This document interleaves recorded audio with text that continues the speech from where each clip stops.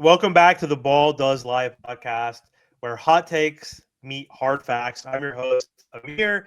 I have a special episode because I have not posted on this podcast in quite a while, which is very evident, but I am bringing this podcast back to life. And I have officially a new co host that is going to be joining me hopefully twice a week. Our goal is to post twice a week or twice every 10 days together. We're also going to do content on our own, and we're gonna be tougher. We're gonna with me is my new co-host, Brendan Ryder. How are you doing today, Brendan? Thanks, Amir. Doing great. Excited to begin this partnership and start getting some basketball content out with you. But yeah, honored to be here and excited to get going. For sure, yeah. I'm excited to rejuvenate this channel and this podcast. And the first thing that I wanted to talk to you about today for this episode is the Los Angeles Lakers and the Dallas Mavericks and the trade that made a ton of noise last season, and that was the Luka Dončić for Anthony Davis trade. And that trade is looking worse and worse every single day. So I am the biggest anti-Laker fan, and I hate the Lakers more than any team across any sport. And I thought this was one rigged by the NBA, but also one of the worst trades in NBA history. So what were your thoughts in general when that happened? Because obviously that sent shockwaves around the league. Like, how does it look to you now, 10 games into the regular season, where the Lakers are now 7-3, even without LeBron James, and the Dallas Mavericks are 3-7, yet obviously career haven't played yet, but still. Like, what a horrible situation, in my opinion. What are your Yeah, thoughts? yeah. I mean, at the time, this has been spoken about ad nauseum by kind of the basketball pundits, but just the fact Nico Harrison only talked to Rob Pelinka, and that was really it. I think if you're going to trade a guy like Luka Doncic, which in the sense for the Mavericks, I don't think made any sense in any way. This guy just dragged a pretty average roster to the finals a year prior. Struggled with his injuries and his health, but you knew with him on your team, you could at least get to the NBA finals in a pretty loaded Western Conference, no less. And so to trade him for Anthony Davis, you're betting on the back end of his career. He's now past 30. He's missing consistently 20 to 30 games every year. To bank on that and not at least shop around and try to find a bigger haul or at least a better deal. I mean, the minute you put Luka Doncic on the training block, I think you're getting a call from every GM just to see what have you been offered. Here's what we can offer you, and the fact he really just took one offer from Nico is pretty crazy. And now 2 weeks into the season, I think we knew the Mavericks were going to struggle a bit, but landing Cooper Flag obviously helps kind of soften this blow in this trade. And even with Coop, it's been a rough first 10 games for the Mavericks. Offensive rating is dead last in the league. Um, and now, we'll see how that changes once they get Kyrie back, as he's going to be their main offensive engine this season. But coming back from an ACL tear at his age is no guarantee as well. So I really don't know how bright the future is for the Mavericks here. They're going to have to do a lot of work. Um, and just having Cooper again softens the blow, but it if I'm a Maverick fan, I'm pissed every Laker game. I mean, Luka is absolutely torching the league right now. I think putting everyone on notice. He's definitely in the short list of MVPs right now, averaging 37, 10, 9 on 49% shooting from the floor. I mean, the guy is insanely efficient. The Lakers look great, and like you said, LeBron hasn't even played a game yet. So pretty ridiculous circumstances for the Lakers. I think they were scrambling to try to find what their future would look like post LeBron, and then Nico Harrison just gifted them another 10 years of prominence. So terrible trade, and first 2 weeks of this year, I think just confirm everything we kind of were afraid of for the Mavericks. Yeah, dude. Like trading a generational player at age 25 who is fresh off of multiple all NBA selections, leading the franchise to a NBA finals, unfortunately losing in the finals with like a roster that's not that great. Like, who trades a generational talent unless you're forced to, unless they demand a trade, request a Yeah. trade, like unless you're getting like an insane return and an insane haul. The return, just to remind the audience, and I don't even like I forgot about this.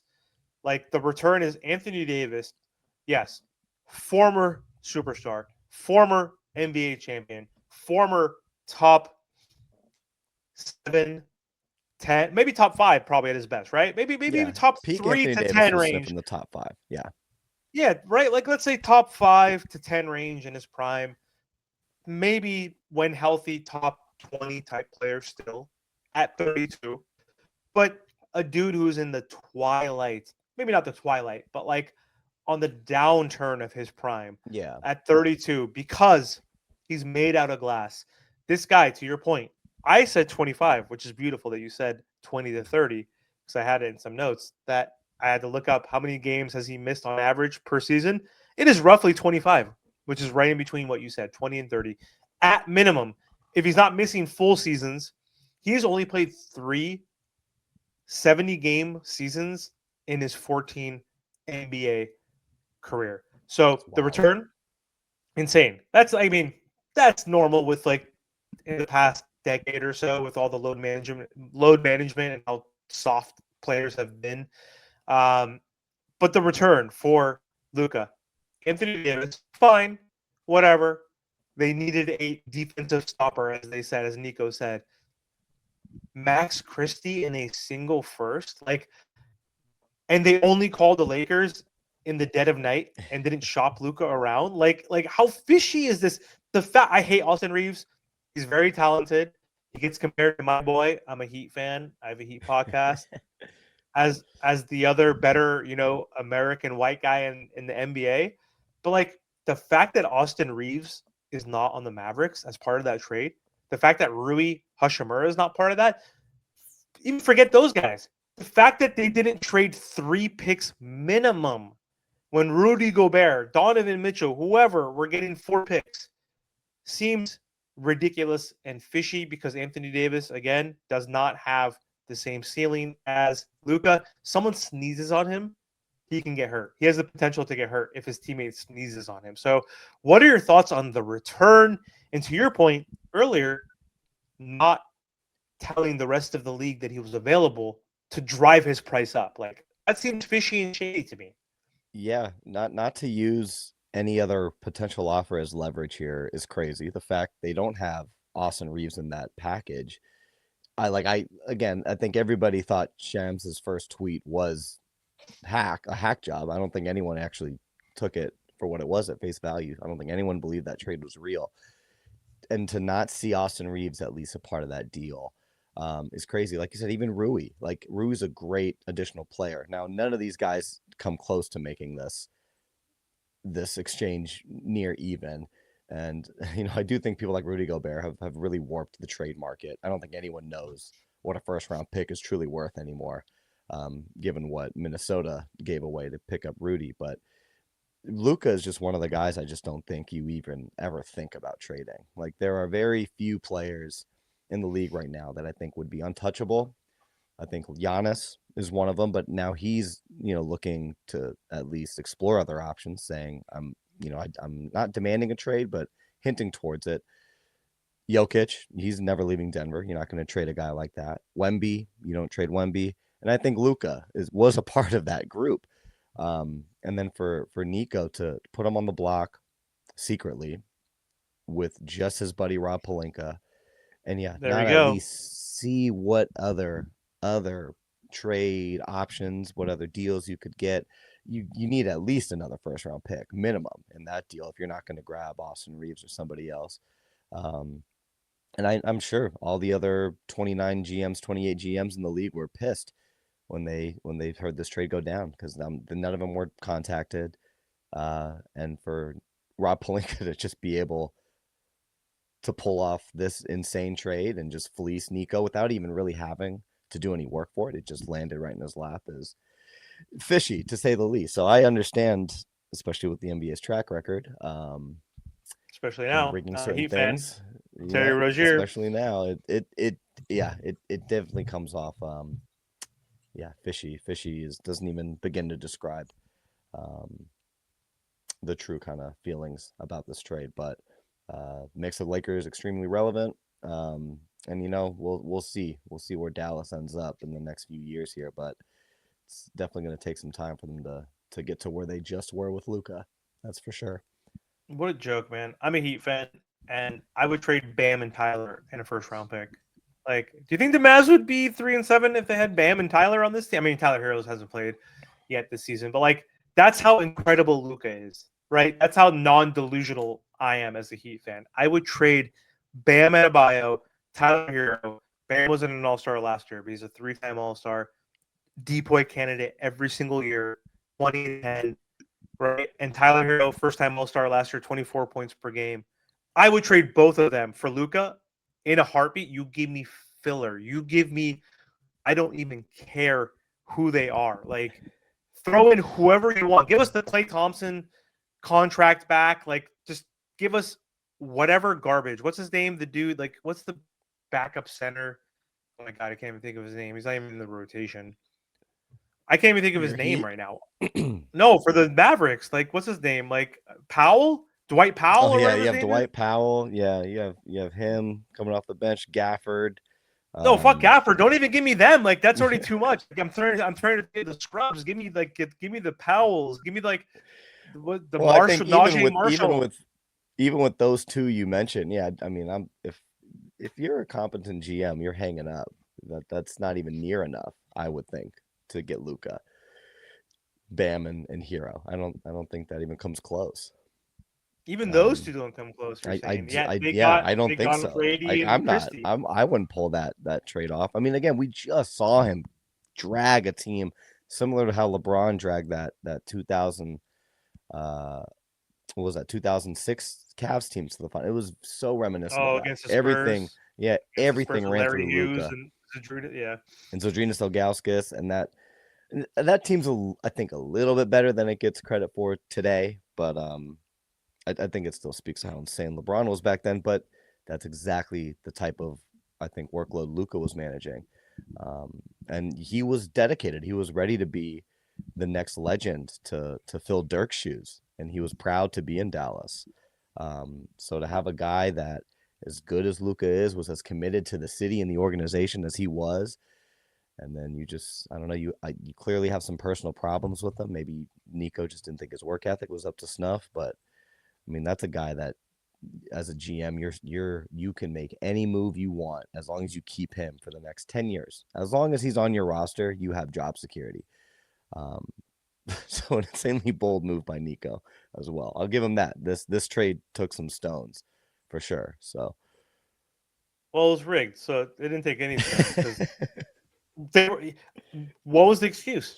What was the excuse? We were concerned with Luca's conditioning, diet, and injury risk. He was 24 at the time, I think, before he got traded. Like, and his defensive what? effort, his defensive output. That Yeah, was he's the a other fucking bullshit cone. they were He's they a were cone, you but know. like he scores 29 points and freaking 8 assists per game. Like that is like Steph Curry like level of surpassing. This is not Trae Young, where like, Right. and even Trae Young can get by if he was on a better team. With Trae Young's one of the worst defenders I've ever seen, but Trae Young getting 26 points and 13 assists, if he's on a better team than that Hawks team, who cares if he's giving up 23? He's scoring 26 and contributing to 13 other assists, right? That's like 60 Yeah. points he's contributing, right? Yeah, Like, responsible for half your offense minimum. Yeah, it's you know okay. what I He mean? can let some guys go by him. And Luka's even a big body on top of that. Like, yeah, he might Yeah, not be great staying in front of somebody, but it's a lot easier to hide a Luka Dončić on defense than it would be a smaller guard. So yeah, exactly. He can guard a power forward. You could put Luca. You could guard Luca. Can guard the paint. He doesn't need to be on the perimeter. He doesn't need to be point of attack defender. Like, are you kidding me? no, Like, no, he doesn't need to and guard guards. and in that playoff run, in all of his playoff runs, I'd be willing to say his defensive effort's there. And if you want to say, well, his conditioning led him to get injured at the end of the games, well, it's like this guy is dragging teams through 7-game series all the way into June. I mean, that there's no amount of other conditioning you're going to do that's truly going to prepare you for that until you go through it. So, For sure. yeah, Laker fans have to just be pinching themselves every day. If I'm a Laker fan, I can't believe we just landed Luka Dončić and we'll have him in our lives for another 10 years potentially. Well, that's why we It's need to just a transition crazy talk about thought. how rigged it is. It's rigged. Okay, so the Mavericks had a 1.8% chance of winning the lottery. After the trade, Dallas entered the lottery with very low chances of landing the number 1 pick overall, yet they secured it. What happened before the draft? The trade preceded the draft, right? So there was a phone call telling Nico and whoever the new owner is. I know it used to be Mark Cuban. He sold the Mavs to whoever. Hey, if you trade Luka to make the biggest big market place company team in the NBA more relevant again, especially because we know LeBron has a few years left at this point, we will hook you up. Wink, wink. And what happened? They won the lottery. They captured the flag. That was the consolation prize. Like, is that a coincidence? Like I know it's happened before, but it's very rare that happens. Like, what are your thoughts on that? Because obviously, there's been some shit that's happened, and you as hey, and to your point, so Brenden, as the audience doesn't know, you're a Kings fan. He's a Sacramento Queens I'm fan. familiar. Unfortunately, I'm familiar with how the NBA can rig these games and who are we shady speaking about dealings. that got rigged? The freaking Lakers with The Tim Lakers are Donaghy in the involved Western again. Conference Final, Yeah, the Lakers are right? involved again. Now, I truly now it just seems like this thing was rigged. But the way the draft does work and operate, part of me doesn't think the draft pick was rigged. Just a part of me. Maybe it's my naiveness. Maybe I just want to at least believe this isn't just a complete rigging by the league, which it certainly looks like it is. And then Nico's comments after also don't help that, explaining to people they weren't seeing his vision. Pretty ridiculous vision to hang this on a 1.8% chance of landing a guy like Cooper Flag, who's going to take a few years to develop anyway. But, again, with the Lakers being involved in this, you can't help but think that this thing just kind of reeks of the league stepping in and making this happen and getting Luka to the Lakers. Because that's what, the NBA wants every great player to be in that LA market. And I think NBA fans are just used to that now. So I'm gonna remain optimistic and hope that this was just pure luck for Nico and the Mavs. It extended his job for maybe another season or two. But again, as we said at the top of this pod, every day makes this trade look more and more ridiculous. And if the Lakers continue on this trend and finish in the top 4 in the West, and the Mavericks miss the play-in when they're really trying to win games, I don't think there's any incentive for them to tank or lose. But that's going to be even a bigger glare and marking on this thing.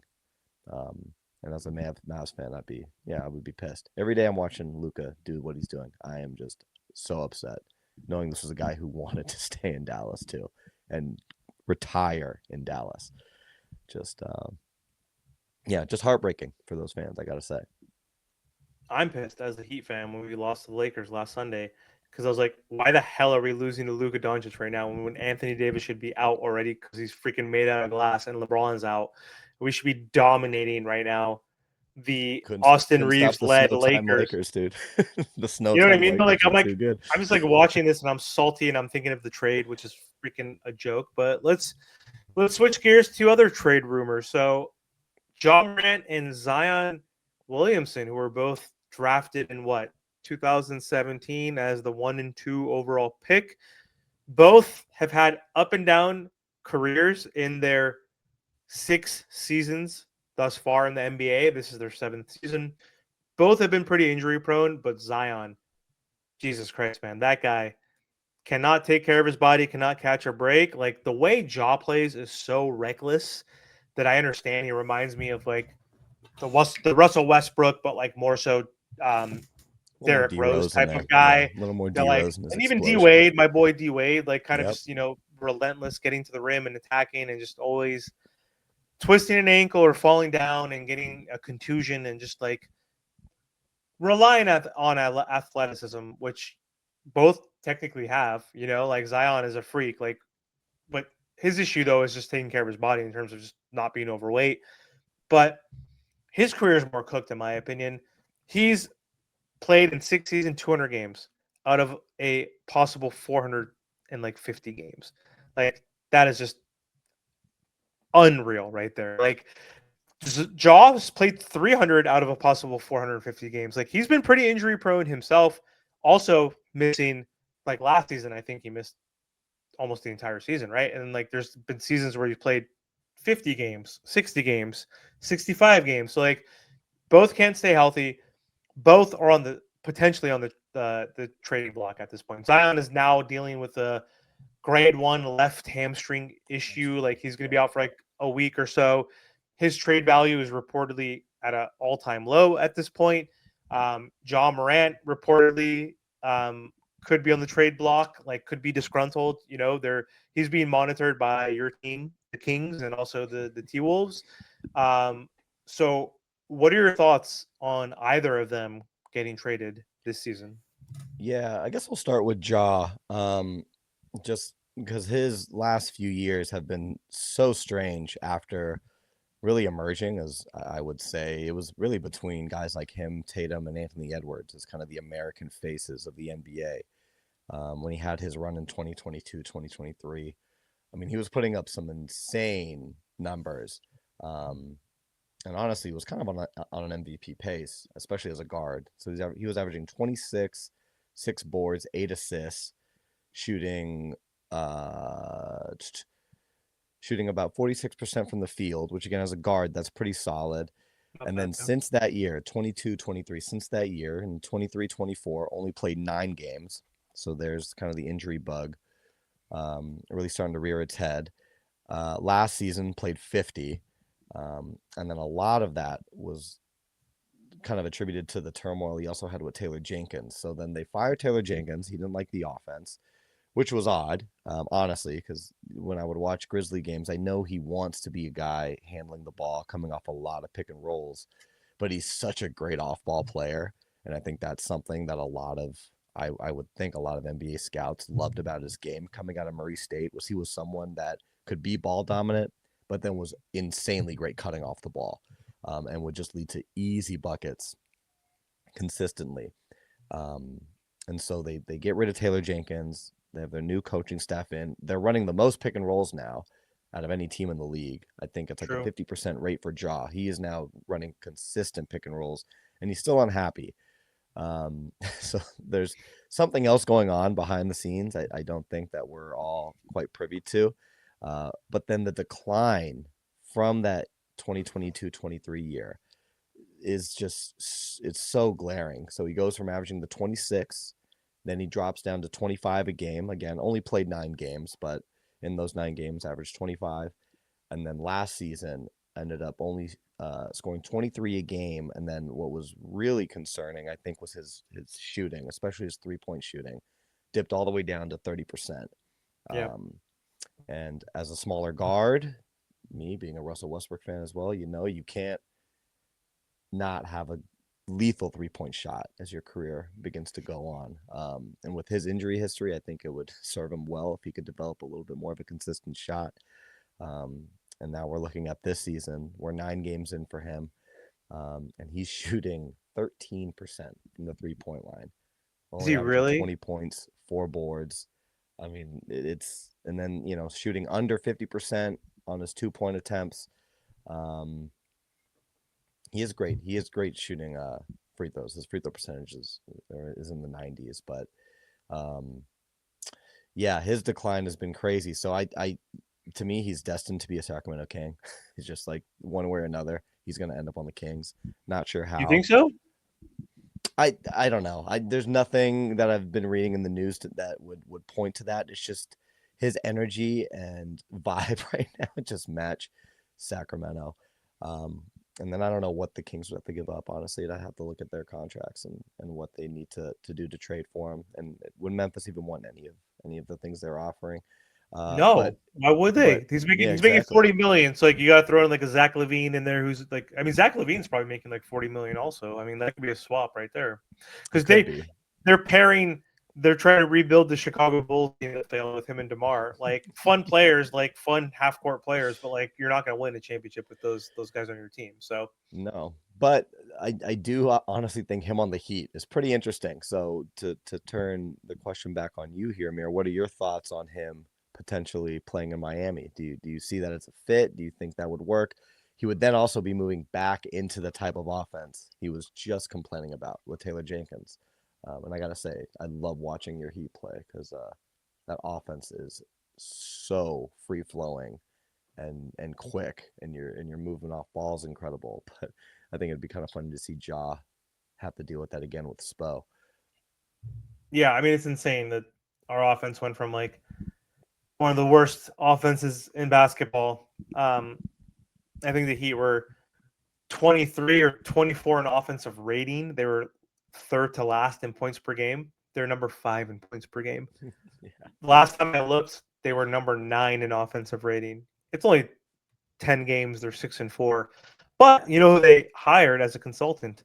His name was like Noah something, whatever, who was a consultant for the Taylor Jenkins and Memphis Grizzlies, and implemented an offense of that fast-paced offense, that run and gun offense in Memphis. So because of that, like I don't know why it would make sense to bring in Ja. The old Ja Morant, yes, like you give me Ja Morant, like he is a proven star when healthy, like very dynamic.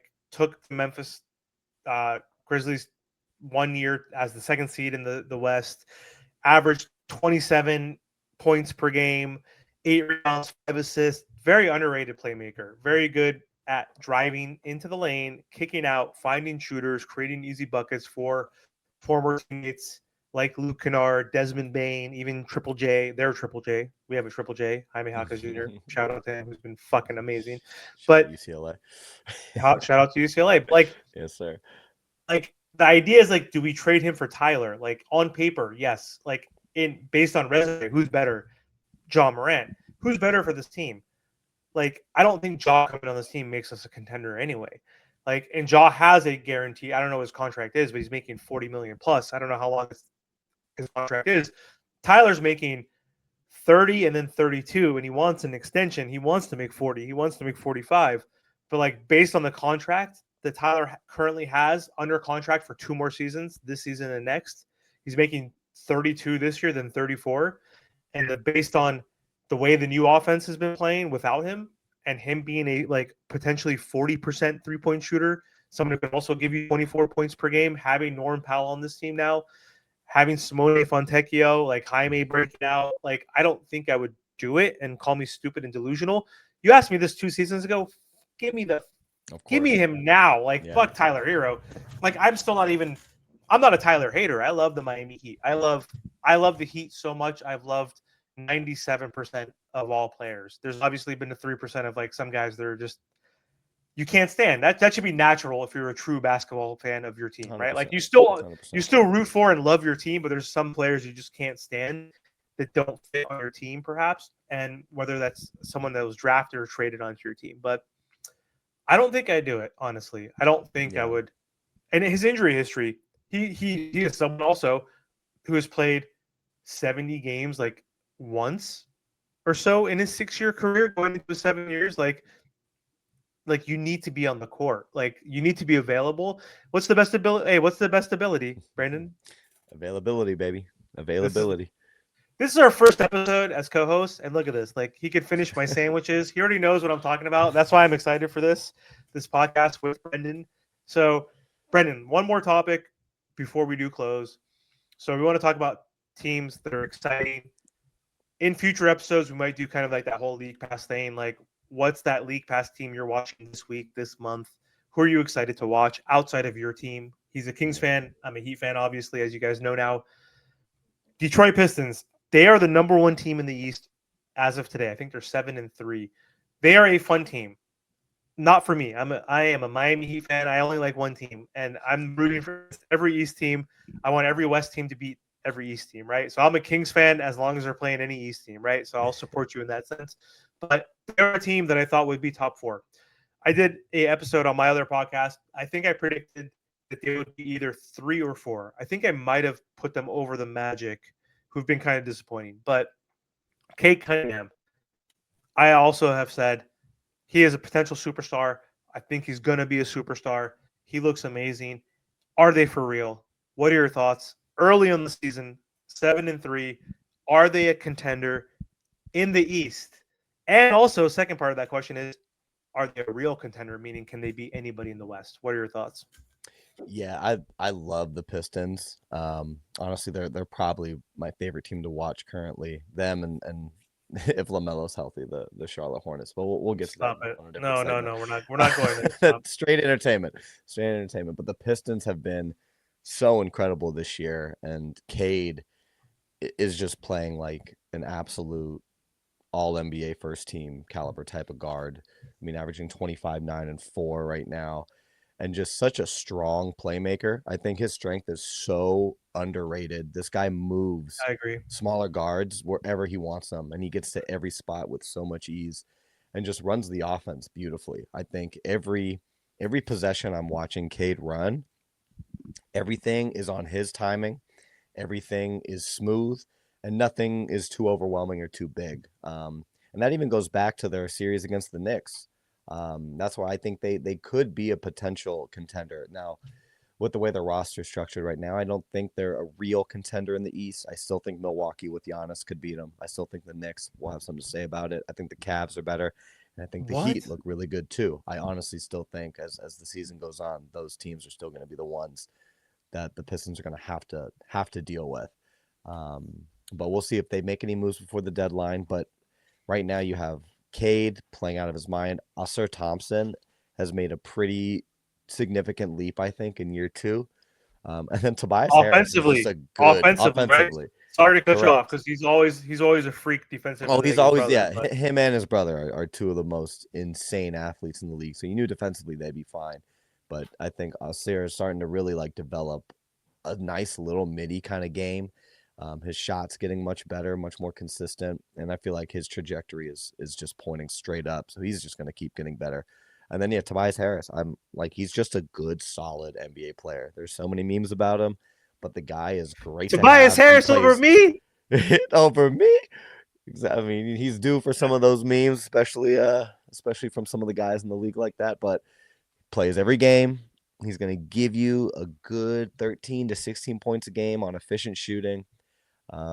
And just at this point in his career, pretty good vet that I think can teach their younger guys some good habits. But I love the Pistons. I think they could be a legitimate contender in the East. Not right now, but I do think these first 10 games have been super fun to watch. And I hope they keep building on this because I thought they could have beat the Knicks if a couple different breaks went their way in that series. I think they really could have beat the Knicks.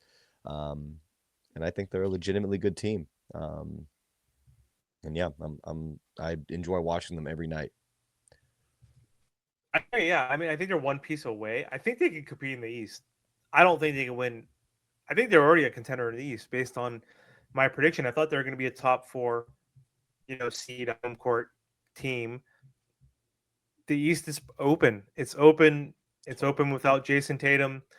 It's open. The Knicks, they don't scare me at all. And Jalen Brunson has been he's not injury prone, but like he tends to have injuries when he gets banged up that slows him down. I don't believe in Cat. Like Cat's a fraud.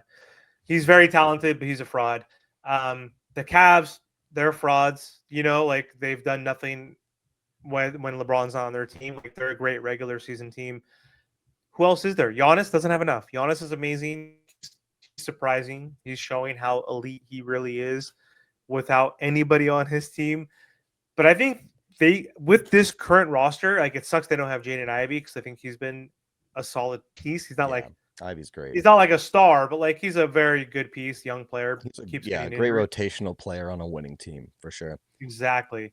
Like they're just another piece away from like actually contending, but I think they can contend in the East. I don't think they can contend and beat a Thunder, beat a Nuggets, beat a Rockets, beat a Warriors, right? Like I don't think they can actually do that, but like Jalen Duren has been, dude, he's averaging 19 and 11. Yeah. Sarah's averaging 14 and like 7. That's big leaps that they need from guys who are not like offensive minded, like the Cades, like the Tobias Harrises, like the Jaden Ivies. Like Jalen Duren reminds me of like a better Drummond or like a Dwight Howard kind of dude, right? Like because like he's gonna get you how many blocks? 1.2 blocks per game. Like Isaiah Stewart's getting you 2.1 block per game. He's also someone great. 11.7 rebounds off the bench. Like I think they're a good fun team to watch as well, and I think they'll be a top 4 team. But I don't think they're gonna contend overall, but they'll contend in the East. Yeah, and I can't believe I missed mentioning Duren, who's their second best player. He's just been an incredible prospect for them. Only 21 too, so he's just gonna keep getting better. Is he really? But yeah, just 21 years old. It's insane. But yeah, with the way things are looking in the East this year, they definitely could contend. The Cavs, like you said, I think everyone's looking at them. All right, well, wake us up in April. Like you guys are going to have to prove it to us in the postseason. And yeah, like we said, Giannis is Giannis. That's always going to be difficult. And I guess we'll see with how good the Sixers have been looking with Edgecombe and Maxey. Just crazy. I mean, this offense has been insanely fun to watch them go up and down. But yeah, they still got to integrate PG and Embiid, which is not going to be easy given the styles of play here. But I mean, it is shaping up pretty nicely for the Pistons if they continue to look this good. But like you said earlier, everyone's still way behind the Thunder and even the Nuggets, I would think. Rockets look great, but Nuggets and Thunder, I think, are just are kind of floating on a different level compared to everybody else. I agree. Well, Brenden, thank you so much for time. This was our first episode of us relaunching now the Ball Does Lie podcast. We'll be back with more episodes. We'll bring you different formats as well. We have like a game show that we're going to be working on, and then I think we'll do that like midweek or end of week, maybe like Wednesday, Thursdays. We'll bring that for you guys, and then on Sundays or Mondays, we'll kind of do episodes similar to this, where we'll do recaps on current events. We'll talk about just teams that are trending and just talk about general NBA content. So yeah, this was really fun. Thank you so much for hopping on, Brenden. Really appreciate the time. And yeah, guys, don't forget to like, comment, share, and subscribe to the channel.